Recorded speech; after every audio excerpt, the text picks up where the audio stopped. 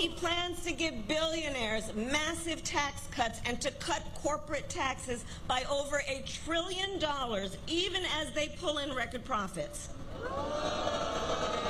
His plans will add more than $5 trillion to the national debt, and that is on top of the $2 trillion tax cut he gave them when he was president and when he exploded the deficit. She's promising communist price controls, wealth confiscation, energy annihilation, reparations, the largest tax increase ever imposed, and mass amnesty and citizenship for tens of millions of migrants who will consume trillions of dollars in federal benefits and destroy Social Security and Medicare.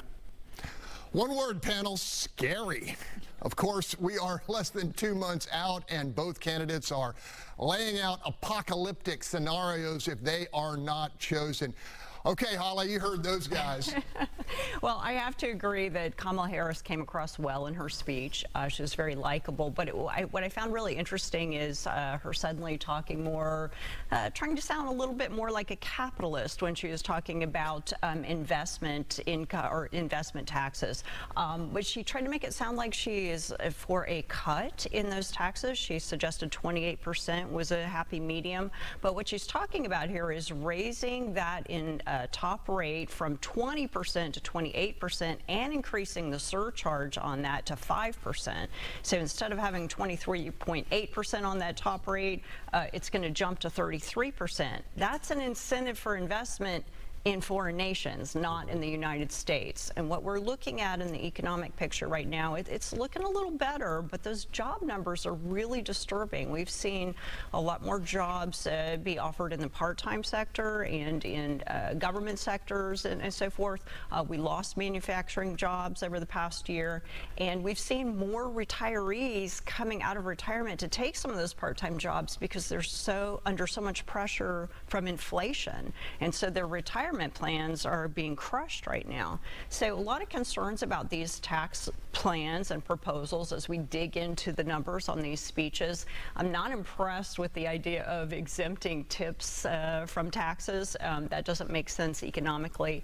But I think as Bill mentioned, you know, we get these headlines, I call them the big sexy bumper sticker headlines that everybody gets excited about, but you really have to dig down into the numbers, and there's a wide array of policies that affect the economy, and I didn't see either one of the candidates really offering something that seems like it would work economically to improve the situation. Bill, are Kamala Harris's proposals, assuming she's elected, having a chilling effect on the capitalists, you know? I don't know, Greg. You know, I do some investing, and I've paid a lot of capital gains tax in my life. I can't really think of any deal that I would not have done because of what the capital gain tax rate was. It's just hard for me to imagine that if the deal's going to make money, I'm going to do the deal regardless of what the tax rate is. Here's the thing that I think I want to make as an interesting point.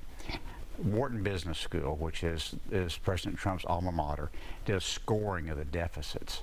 And they said actually Trump's plan would increase the deficit by more than Harris's was, which kind of surprised me a little bit, although there's a lot of qualifying and a lot of caveats to that.